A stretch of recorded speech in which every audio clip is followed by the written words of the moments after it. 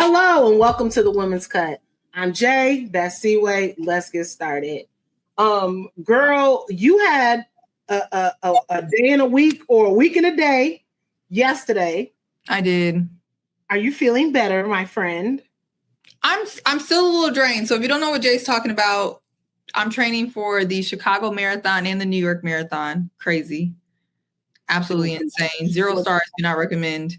And I was on the track yesterday, and I think because I was so busy at work and doing content at the same time, which means I'm not eating enough, I'm not drinking enough, I definitely almost hit the deck at track practice. They had to call them people. They had to call 911. They done shuffled me off the field. It was very dramatic. Hated that for me.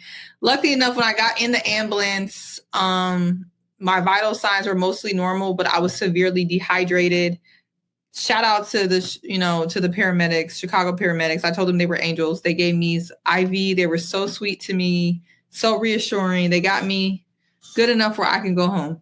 So still tired today. If I look a little drained, if I got a resting bee face, I think my body is irritated with me, and now I'm irritated. But we're here. Well, I was irritated with you yesterday because you're like, well, I'll be home to record. I'm like, no, we will not be home to record. We are going to rest. Yeah. We are going to rest. And then I went through your socials and I promptly posted, you're right, friend. No, I said I was wrong. You were doing too much. Because you were a little bit. Today I had a lot going on, but the saxophones did not get louder for me. I just had to get up early. Need them quiet. Listen, I need them very quiet for you. So let's get started with our first topic on today. Congress for Cece. No, Caitlin Clark is not running for Congress, but sitting Congress members who are currently in recess have been busier now than they were when they were legislating. Yeah. I'm all the way confused. So Congressman Pfluger, out of Texas, he, instead of talking about all of the things that we should be worried about right now, rising gas prices, the fact that the country is just blatantly and openly racist. What happened to Nolan down there in Mississippi, right? Why can people not afford their health care? They can't afford groceries. Why is AI not regulated? The list goes on and on and on and on. But instead, this man decided to send a letter to Kathy Engelbert saying that he needs justice and accountability for Caitlin Clark. And here's my issue here. And this is the letter. You guys can zoom in and read. He ain't talking about nothing. I will read a small excerpt for you guys. Clark has been hip checked, poked in the eye, struck in the throat during games. These incidents go far beyond routine physical play. Yet the WNBA and its officiating have too often failed to address these unacceptable incidents and hold players accountable. Okay. Here, and then the Indiana Fever actually responded. They said, our organization nor Caitlin Clark have had any interaction with anyone in this congressional group, and we are unaware of this letter. We have been clear in our public comments and in our ongoing dialogue with the league about the priority of player safety. Our players and our fans know where we stand on these issues, and we will continue to stick up for our team and a standard of excellence across the league. Here's a problem. People don't know where you guys stand. Yet again, because people do not know where you guys stand, now you have these buffoons in Congress writing letters on behalf of Caitlin Clark because you constantly provide watered down, useless statements. And when I said previously on X that Caitlin Clark's statement about the harassment and threats that Alyssa Thomas and DeWanna Bonner was getting did not hold the punch, did not pack the punch that I needed it to pack because it did not name racism directly. It did not name homophobia directly. And honestly, it's unfortunate that it has to be on a player at this age to do that. But because people now, congressional members now even want to shoot dog whistles and nonsense and paint Caitlin Clark as a victim in this league, it's unacceptable. You got to lay it to rest. Deep sigh. My My issue with this is, number one, Caitlin was not struck in the throat. She was on the ground. The girl got up. Okay, fine. That happened weeks ago. Please relax. Caitlin has hit people incidentally, coincidentally. Caitlin has given elbows to people because it's the W. There is no player in the WNBA who has never committed a foul. Right. There are some players in the WNBA who love committing fouls. It's like what they do. It's why they got a contract. Okay? Enforcers. Listen, I hate selective outrage. And I wish, what you say this man's name was, because I wish, I might clip it in, me searching to see if this is an election year. Because to me, there's absolutely zero reason why you should be wasting your time in recess. Nobody even knows if Mitch McConnell is alive right now. And we're talking about Caitlin Clark? Where that man at? I need you to worry about your job. If we as normal people spent as much time as folks in Congress do not doing our jobs, we would be on unemployment. And maybe not, because we'd be fired. We can't even qualify. Yeah. Look, and I will say, Caitlin did say that she doesn't need people talking about this no more, and she wants to move on. She did say that in her statement. She didn't name racism, homophobia, and the actual victims, Alyssa Thomas and DeWanna Bonner by name, but she did make it clear that she wants this conversation about this to cease, right? She wants to move forward. Mm-hmm. But here's the thing, it's late. Now people feel comfortable having dog whistles in your name, making you some victim, some princess that needs to be protected. The undertones of this have gone way too far. And I think even this statement by the Indiana Fever doesn't pack the punch that it needs to pack. It needs to be clear. There's no victims here. We don't need Congress to step in for protection. And honestly, the more they do this, and people want to go on and on about why Cece was ranked 11th or why the players don't like her, and the GOAT and the great Candace Parker, who I think her take was completely off balance and completely just out of hand, saying that people are jealous. We'll come back to it. It's just like, no, this is irritating. I'm literally playing with someone that Congress thinks needs to be protected. Wow. This is insane. We should protect children. We should protect the elderly. We should protect the unhoused. We should protect our veterans. We should protect our first responders, our firefighters, the great firefighters who helped you out yesterday. Our paramedics. There's a lot of people in this world that need to be protected. Caitlin Clark is not one of them. Yeah. And until people get their history in order and understand why Congress is doing this, until you go back and understand the making Black women masculine in history and making Black people seem like people that need protection from, and making white women seem like they're the ones that are damsel in distresses and needing protection. These Congress people who probably are old enough to retire and need to retire and should not still be in Congress, they know these tropes. They know these things. Hey, girl, they don't even like white women. They legislated and told them they don't like them. They took away affirmative action. They took away the DE&I practices that got them equality. They took away women's rights. You don't even like them like that. I just don't understand. They're using them. You don't even like them like that. They're using them. They're using them. The thing is that they want to pick and choose. They like white women enough when it's time to demean, belittle, and give the perception that these are masculine demon, lesbian in the W that are attacking these white women and are attacking Caitlin Clark. It needs to stop.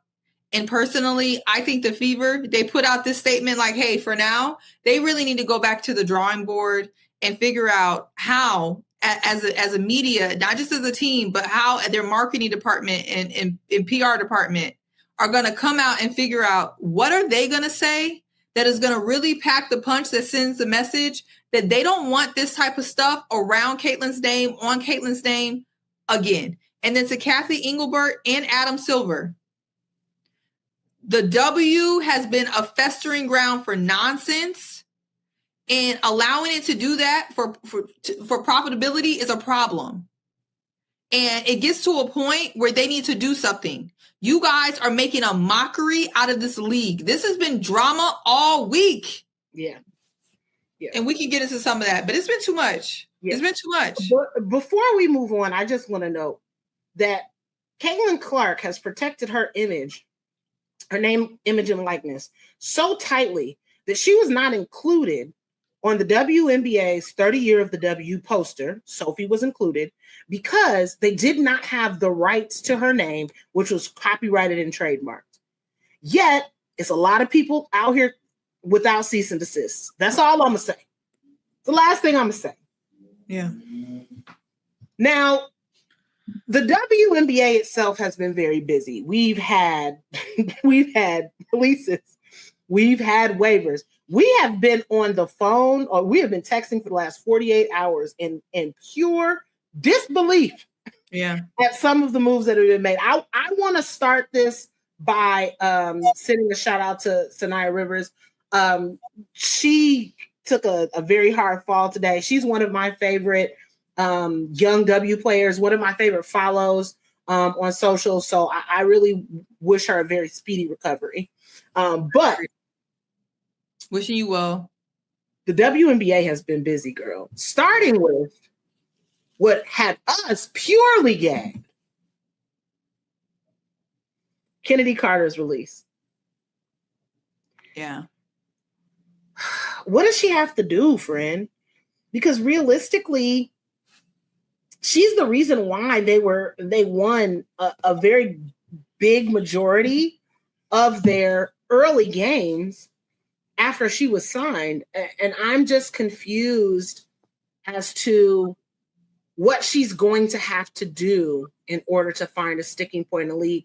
And honestly, my question to you is, do you think that this was her last chance? Well, look, I've followed Kennedy now from time that she was back when she was on Atlanta, right? And then her time on the Sky, and then kind of during her time out of the league and now back in the league. And I was so excited when she got the opportunity to join the Las Vegas Aces, because I just felt like if any place was going to work for her, it was going to be with a coach like Becky Hammon, who hates waiving people, who's a player's coach, right? And then under the best player in the world, the best player in the league, but also one of the best leaders. I'm like, if it can work anywhere, it can work there. This is just my opinion, just things that I saw. I think it's a multitude of reasons. And I think most of it comes down to fit and availability. I think we saw what she could do on the offensive end, but on the defensive end, I don't think we saw as much as maybe people wanted. I also think that when you are a talent like Kennedy Carter, you have to, on the Aces, you have to know how to be in your lane. And that lane may be behind players that you are better than at times, right? I'm not saying all the time, but at times, you may have to play a role that just fits the team. And it's not just for Kennedy. Kelsey Plum had to do this when she was on the Aces. Jewel Lloyd is doing this. Like Melissa Smith is doing this. These are all very, very talented players that all play their role on the Aces. Yeah. And then outside of that, we saw her take a hard fall with the hip. And then we saw some online chatter and dialogue after the game with the Dallas Wings, and the comments about being on a short leash, the comments about AZ. And then after that, it just kind of went downhill. She had an availability issue. She was out with illness. And, the Aces, Becky or the Aces never clarified what that illness was. But I think that was just kind of the beginning of the end. I think it's a perfect storm, though, between just the fit, the availability, and then whatever else may be going on. I do want to say, though, I reached out to Kennedy Carter's camp for comment. They don't feel comfortable commenting right now. I completely understand that. It's okay for us to talk about what we see and what we have seen, but I think it's very important, especially in 2026, when we see what's going on with the way Black people are treated, the way Black women are treated. I would just say be careful in labeling people things and assuming things until you really, really know. You can give an educated guess, but like, let's just call it that. And so I'm going to say, I feel like it's a mix between availability, personal issues, personal health issues, whatever those may be, and fit on the aces. And I just hope, though, that it doesn't limit her opportunity to move around. But if you can't make it work with Becky, yeah, I am scared. I definitely want to use a work term, build on that. Yeah. And say we can love on a player and still be critical of certain aspects. Right. Because Kennedy is a bucket. She's an absolute bucket. She, as somebody who enjoys watching the WNBA, I enjoy watching Kennedy play. I enjoy watching her offensively. It's beautiful to see. And I champion her. I want her to win. I think that we can love a player and also see their flaws. Because just like one person is not a monolith, neither are our opinions on a person. Right. I do want to make sure that we are being true to our journalistic integrity and saying what we see on both sides of a coin. Because if we don't do that, then we might as well get out of media. If we're only going to build up one thing and not build up the other, we might as well get out of it. And that actually moves me to another thing I want to talk about, which is this losing streak that the Atlanta Dream are on right now. Mm-hmm. Angel said, losses build character. Winning championships is not easy. These are the things that are going to have to happen in order to build that championship mentality. And we have seen that. I'm not saying that this team is where they are, but we've seen this in the Aces where they start off a season really well, then they go on a losing streak, and then they build back up. We saw this with the Liberty. We've seen this with the Valkyrie. We've seen this with a lot of teams. So she's not wrong, but my question to you is it the players not able to work within the system, or is this just the system not working for the players, or is this just we're tired, we've been off for the last couple of days? What's your diagnosis of it? Yeah, I think it's a couple of things. One of which that the team is actually, to me, try to address. I think it's their depth issue, especially with Bree Jones still being out. I think the bench, and when I say lack depth, I don't mean lacks talent. And I think this is something that I haven't seen talked about, but this is something really important. When you see championship level teams that are ready to win a championship, they have veteran leadership and veteran talent and people who can go out there and kind of really will that second unit on the second unit. And I just think that's something that Atlanta being so young in that second unit and not having that was a big problem. It's not that they didn't have talent. They didn't have that veteran piece. They went out to get Shatori Walker-Kimbrough, who has been on the Atlanta Dream, familiar with the system and familiar with the organization. And so that is a veteran presence, and we'll see what that does to kind of balance things out. But I'm not sure if that's enough, but perhaps when Bree comes back, that would help. I think number two, they have the talent, but Atlanta, and it's a unique thing. They kind of all move together. There's not like one leader. You don't know which night someone's going to be up. And also you have their best games. All of their starters are in double digits, right? Yep. And so I think when that's working, that's great. But when it's not working, I would say Ryan Howard tries to step into that, like, this is the leadership role. But I think that also sometimes when you get into a skid like that, you can just skid. And Ryan's also a pure shooter. Yeah. And if the pure shooter is off, it's just not going to fall. It's just not going to fall. And I think, to your point, what you said about Bree Jones is also very true. because I think that when she is playing, she is that person who, when they are skidding, she can right the ship. Right. And then perhaps you would have a Naz Hillman on the bench, on the second unit. Yep. I just think that's very helpful. And then the last thing I would say, the officiating of Angel Reese has been horrendous. The officiating of Jordan Canada has been horrendous. Even Alicia Gray was hit in her face. There has been, I think the bias in the officiating gets into your head. And when you're hacked time after time after time after time, it really can throw you out the game. I mean, I've even seen with the I think it was the Mystics game, the officiating was so bad and it changed the trajectory of the game. And when you have that type of officiating, when the losses are at this type of margin, you're picking up L's, but not all of those losses were bad. Some of them were really affected by the officiating. And so I just think they have to get to a place where there's not a single official or call that's going to be able to sway the game. And also I see Bree Jones is in practice. She's back getting up to speed. Yeah. They really need her on there because the more veteran presence they have, especially in that second unit, they have a lot of talent, right? But I think we just need the veteran presence. I also want to bring something up because whenever you have this conversation about Atlanta and officiating, people go, well, Alicia Gray was on the foul line 14 times, or she shot 16 foul shots.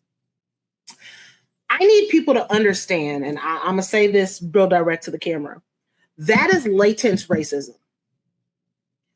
Alicia Gray doesn't complain. Alicia Gray is a quiet assassin. If you see a reaction out of her, it had to have been egregious. We can't sit here and say we're only going to award the nice, quiet Black folks with fouls because they didn't complain too much. They didn't say nothing. That's not fair. It's just not a fair assessment. And I would bleed that also into sexism because women are also, when they're not quiet, when they're not go along to get along, they're just not as amenable and they don't get as many benefits to that technicality. And I keep saying this, I need a stats person to pull foul calls by male, female, as far as refs, and by race as far as refs. And I want to break down of that. I want to break down of how many, of what type of foul calls are being called based on the race of the play. I want a full breakdown. And I don't know where you get that from, but I want it. Yeah, that'd be great stats to get. But if they smart, they won't give it to us, and you know why. But I have faith in the Atlanta Dream. I just think they have to get there. I think the Aces were able to turn it around differently because they've won before. They won together. And I think Becky has shown that she can win at that level. This is going to be new for everybody on the Dream, including their coach, Carl Smesko. And so, you know, the Aces can do it, but the Aces is just, they're the Aces, right? And so I get what you mean, though. That goes back to your point, though, is does Atlanta have a glue player? So the Aces has Sydney Colson, right? They have KB. And we don't see people make fun of, I've said this before in a joking manner, like, what does KB have on somebody? Because she's on this team every year and she averages like 3.6 points. But Sydney Colson has said this, that you don't see the emotional work that a lot of those players are doing behind the scenes and how their importance in film sessions, their importance in practice, their importance in vocal leadership that might not come up on the stat sheet, but this team needs a player like a Sydney Colson who's going to be that. To me, Odyssey Sims was that. She's on Dallas. Again, get well soon. But I feel that that's the reason why Odyssey has been able to go to so many different places. She hasn't stuck, but she always is getting a contract because I think she's that type of glue player. And I want to see that. I want to see a player like that has years in the league, that has been on a championship team or two, knows how the things work, and can give that type of leadership. I wish Sid, honestly, wasn't injured right now because I think that she would be literally a perfect addition for this Atlanta team. So I would say the closest thing I think you have to that is Naz Hillman. I think she is Atlanta's glue player. I think the piece that maybe you're talking about that she would be missing is a person that has kind of had that like maybe Alicia Clark, a player that has like had the championship experience, knows the small things that you have to do to win that people may not see. And then, of course, Sydney Colson just has that, but also the personality, right? It's hard to fit that all into one. I do think, though, that Naz Hillman is the glue of that team. When I see them down and I see them, trying to, pick themselves up, she appears to be the glue. But I do think an additional veteran presence would be helpful, and a veteran that knows that she's safe. It can't be a veteran who feels like I'm going to be waived tomorrow, right? Like a veteran that has the experience is like, look, I'm here, I'm good to go, and I'm just here to do whatever is needed. But Bree Jones being back is going to be so key because that second unit is so young, so raw with talent, but so young. And, when you're playing the starters like they're playing them, you're bound to fall into this type of streak with that situation. And so I do think it'll build character, but they did make the moves. I wish they would have made more. Yeah. But yeah. Nas going back on the bench, I'm going to be honest, it might just be what they need because they just need somebody. They need somebody they can trust to come off of the bench in those particular situations. And Nas, her 3-point shooting has improved exponentially over the last couple of months. Like I didn't see this at the very beginning of the season. It was like, what was going on? Now I was like, it took her a little bit of time to get comfortable, but once she got comfortable, like Nas can give you 20 off the bench. You know what I'm saying? She can be a good change of pace. She'll run the floor for you. And I think that's something that's extremely important, especially because the bigs on the bench right now are big. They're and she's so what people don't Nas is a really smart player, and I just love smart players. And what I can tell you about really smart players is that they benefit from the opportunity of being able to see the game for a little bit, analyze where everybody is going, and then she'll be able to come through and do what she has to do. Like a player like that gets just a couple of minutes to fill out the game before she comes in is even nastier. And so Nas in that second unit with what we're seeing from Powell and what we're seeing from Izzy, like there's just so many good things that we're seeing. And I just think that would help a lot. It would be a great balance. So I agree. But before we leave this WNBA conversation, friend, I need to throw somebody in the cut. We're going to do it. I don't know if you would say bodies, entity, organization, but the Chicago Sky got to go back in the cut. Did they ever leave? I don't know. They might own it at this point. Maybe we should look at. I was about to say we should reach out for sponsors. We should name them. We should name them. Ask them if they want to sponsor the cut since they've been in there for so long. Good idea, friend.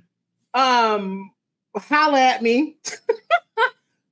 media at thewomen'scut.com. We got They're probably like, will that get these girls to stop talking about us? No. Why are you like, where do we even start?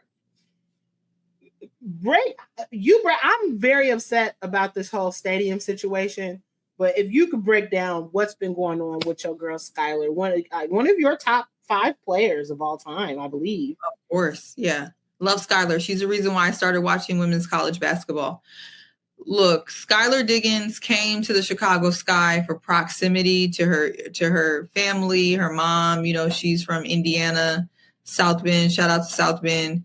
And it was probably the best situation for her, and she was promised a lot of things, and it looks like everything that she was promised has not come to fruition. She was promised a facility that had hot tubs, chiropractors, massages, just stability. And what she has received is from reported from Front Office Sports and the Sun-Times, they have been bouncing around between Loyola, the actual Wintrust Arena. They've just been everywhere. UIC, they have been literally at least before, they had one semi-raggedy place in Deerfield where I used to visit to cover. It wasn't great, but it was stable. Now you bounce in between one and one and one. Do you have to like get a notice like this is where we're at today? Like it doesn't make any sense because athletes are in and of themselves very repetitive. Like I get up, I eat this thing, I get up at this time, I do this, these things I need to do before I get to mental work, work with my personal trainers, do whatever I need to do on my side. Then I go to the stadium and then I do all these things. If you got to have a college schedule, Monday, Wednesday, Friday, you at Wintrust, Tuesday, you at UIC, Thursday, you at Loyola. Somebody said they was at Whitney Young Gym at one point. I don't know if that's I don't even know that's great. But Sky, probably the level they were at. So Sky did say that she had knee surgery earlier on before the season. She came back, but to catch you guys up, if you didn't already know, which I'm sure you did, the Sky got a call. It looks like that she was notified that she'd be moving to the bench. And we do know Sky was an all-star last year. She's definitely not playing at the same level that she was playing before, and it's likely due to the environment that she's in. But she didn't take it well. She went to social media, let people know that she's been quiet, and she's gonna, she told the Sun-Times that maybe she's gonna have to prioritize herself. And it looks like that's what she did because when they played the Phoenix Mercury, she was out, and I don't know what happens from here. I do wish for Skylar that she maybe didn't fully play into whatever they have going on, because the Sky are good for creating an environment that will cause you to crash out, and they're waiting for you to crash out. And the only way to get around it is to not do so. And so, but we're here. I support her, but the Chicago Sky are going to have to answer for this. Even the fact that the All-Star, they were supposed to host All-Star events at their practice facility in Bedford Park, which now has no timeline for completion. And so the Obama Center has bailed them out. And so now they would be hosting things at the Obama Center. They made this announcement. I put on the Obama Foundation's announcement. Look at that. Obama saving people again. All right. He gave us universal health care, and he is still continuing to care for us universally. Because they made this announcement like, oh, look at this great opportunity. They're going to have several events there. I noticed that the last thing that they mentioned was practice, because that's what this is about. They needed a practice facility. They wanted to save face. So now what would you have done if you did not have the United States 44th president who built you an Olympic level facility that is free, open to the public, that built you this facility? What would you have done then? Would you have been at UIC Stadium? What are you going to do? Would you have been at Wintrust? It's crazy. I'm just confused. As the Chicago Sky, I used to say that the Chicago Bears are like a very toxic ex, right? They give you just enough to keep you around, and then they disappoint you. The Chicago Sky are like the ultimate gaslighters. They tell you all of these beautiful things. They're love bombers. They're gaslighters. They're telling you everything that we're going to have. We're going to have this state-of-the-art facility. We're not going to own it. We're just going to rent it for a while, but we're going to have it. And we are putting our own money down. We're not really putting our own money down. We're just putting some money down. And then we're going to pay all our bills on time. We made that first payment a year late. We don't know why. We don't know why this facility is behind. And now the facility is going to be done in 2025. It's going to be done in January of 2020. It's going to be done in April of it's going to be done in Now they ain't even going to tell you when it's going to be done. And that's the best. Just leave it like that. They got on Bedford Park on their minutes. They ain't even approved the sauna. They got 15 line items on approvals to spend the money. And mind you, that's public record. And so all of this stuff that they were saying, you don't even need a FOIA a FOIA request to get this information. Once they post the minutes, you can go to the Village of Bedford Park and look at their meeting minutes and see this. And so at this point, look, the league doesn't seem interested in doing anything about the Chicago Sky. The players still go there when they have a need. And they're not going to go anymore. And then there's still some long-suffering fans that still come to Wintrust, half of them just to complain. I don't know that we're going to get are going to be the same level of Azure Stevens. I just want people to rectify that. We're going to get high quality mid-grade players on max deals. Because after Skylar, who is extremely well respected in the league, has this, Angel already had this problem, but she's new. She don't know what, how the WNBA is supposed to work. She's too big for her britches. She came in with a chip on her shoulder. Fine. Okay. People wanted to dust that away. Skylar Diggins has been in this league for what? Is this her 8th season, 7th season? Longer than that. So she's a seasoned vet. She's been she has led the league in a lot of statistics since she's been in the league. She's a perennial all-star. Chicago ain't got all-star. We're not even gonna get to the fact that how I feel about Camilla not getting an all-star. But I'm just saying, Chicago is not going to be a destination, and I'm tired of this happening to every single one of our sports teams. Nobody wants to come here. Nobody wanted to come to the Bulls. Nobody wanted to come to the Cubs. People will go there, but nobody wanted to come to the White Sox. Nobody wanted to come to the Bulls. Nobody wanted to come to the Bears. Nobody wanted to come to these teams, and I'm tired of Chicago sports teams being this way. Well, as long as you have the slumlord mentality when it comes to our teams, nothing is going to change. And we can't force Michael Alter and them to sell the team. Please. But until they do decide to do right by the team, we'll just continue to talk about them. But I have nothing else to say. We look forward to seeing y'all at All-Star, but we will talk to you before then.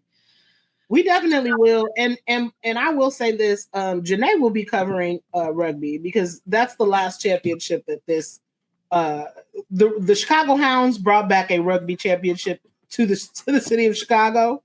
The Chicago Fire over here building their own facility and not asking for TIF funds or breaks and property taxes.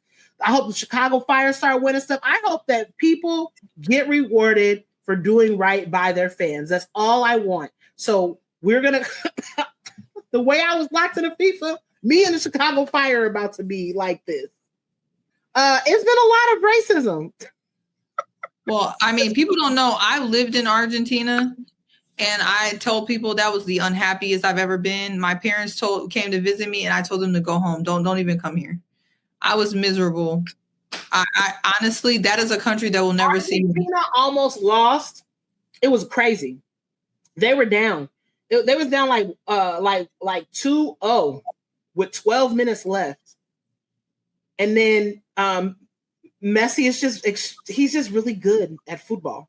Yeah, he is. He's really good. They scored three tries in 12 minutes, friend. Okay. It was a crazy end. The U.S., they had a really good run, but unfortunately, they exited in the same round that the U.S. men they usually exited in. Was that the same U.S. men at the White House? Nah, that was hockey, girl. That was hockey. Okay, I'm cool with that. I don't think that he would have invited the U.S. men to the White House. Maybe he would have because most of them are immigrants and African American. So, I don't know how many of them would have went. News did drop today that because of the fight of the U.S. women's national team, that the U.S. women's national team is going to get an equal share of this year's FIFA money, which is $6.5 million. And people were in the comments upset. And I said, I don't know why y'all are upset because the men make it to this round every year and then they lose. They played valiantly. I'm not going to knock them, but The women have been carrying soccer in this country for decades and not getting paid. They should get more money. So yes, they deserve a fair share of that money. Do you know why? Because they had to split theirs and they didn't make none. Come on, y'all. So I've been locked into FIFA. It's still going on for the next couple of weeks. I'm thoroughly enjoying the fans that are here, the fans that came here in the early rounds. A lot of people decided to stay. There was a run on ranch dressing. Like literally, do you hear about this either, girl? They discovered that American ranch dressing is delicious. They bought cases of it to ship back to whatever countries they were. Yeah, I'm a blue cheese girl, but the ranch is not bad. So it was a lot of cool stuff going on. And I'm so happy that we're ending on this very positive note. Again, I do want to send a shout out to the U.S. men's team. Y'all played really, really well. There was a whole situation with the red card that probably shouldn't have been called. It ended up being suspended because, you know, a certain president made a call. So some people kind of think that is what kind of put some bad juju on that last game. But they were not favored to win, unfortunately. And I think that next time FIFA comes around, that men's side, yeah, they might do a little bit of damage. But like I said, on to some fun news. As you guys know, baseball is my heart. And we are going to be in Springfield the first weekend in August, covering the first and second games of the inaugural season of Women's Professional Baseball League. I'm telling you, I might have a little problem because that document says WBPL and it is WPBL. So that's on me. However, they announced these new team names. And you know, I already got my favorite team, girl. Well, I would guess it's the New York Heights, Jay. Why is that? It is because it is named after Dorothy Irene Heights. Dorothy Irene Height is one of four figures that these teams are named after. The New York Heights, inspired by Dorothy Irene Height, a pioneering civil rights and women's rights leader from New York, also a member of Delta Sigma Theta. Her influence and leadership helped shape generations of progress for Americans. The San Francisco Firebells are named after Lily Hitchcock Colt, known as Firebell, who was a champion of San Francisco's volunteer firefighters. So we got a female firefighter in here. The Los Angeles Queens are inspired by Lizzie Murphy, known as the legendary Queen of the Diamond, who broke barriers as the first woman to play against major league players. And the Boston Hunters, who are inspired by Harriet K. Hunt, the first woman to apply to Harvard Medical School. I know that's right. And established a successful medical practice in the U.S. Can I just say I love these names? And I love the meanings behind them. Intentional. Yeah.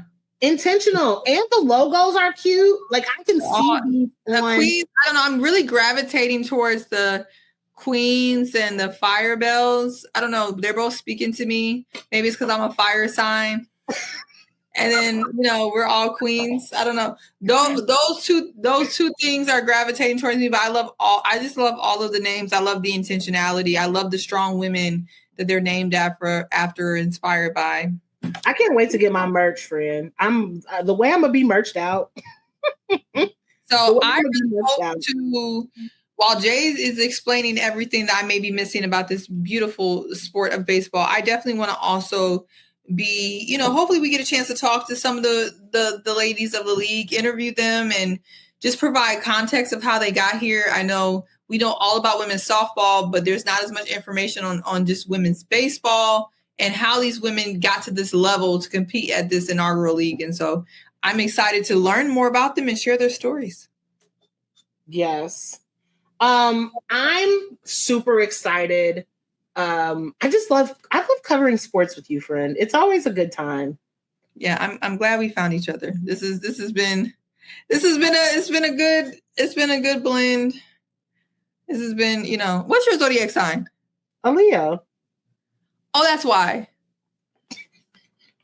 I forgot because I said you're not a Leo. You're the most non-acting Leo. Okay, we're back. Okay. August Leo, not a July Leo. Who's even talking about July Leo? I just want to clarify. No shade, but shade. I'm never talking about July Leo. But yeah. Leo women love me. Leo men.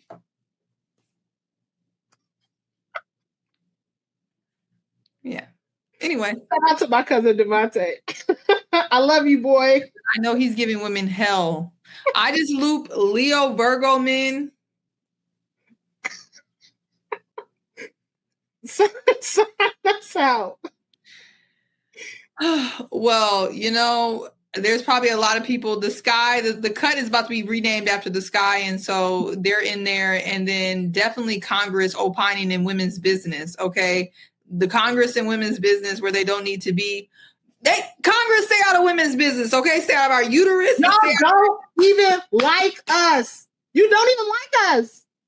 No. So you guys, Congress can be mad. The Sky probably has been mad. So it is what it is. But just be happy that you made the cut. Bye.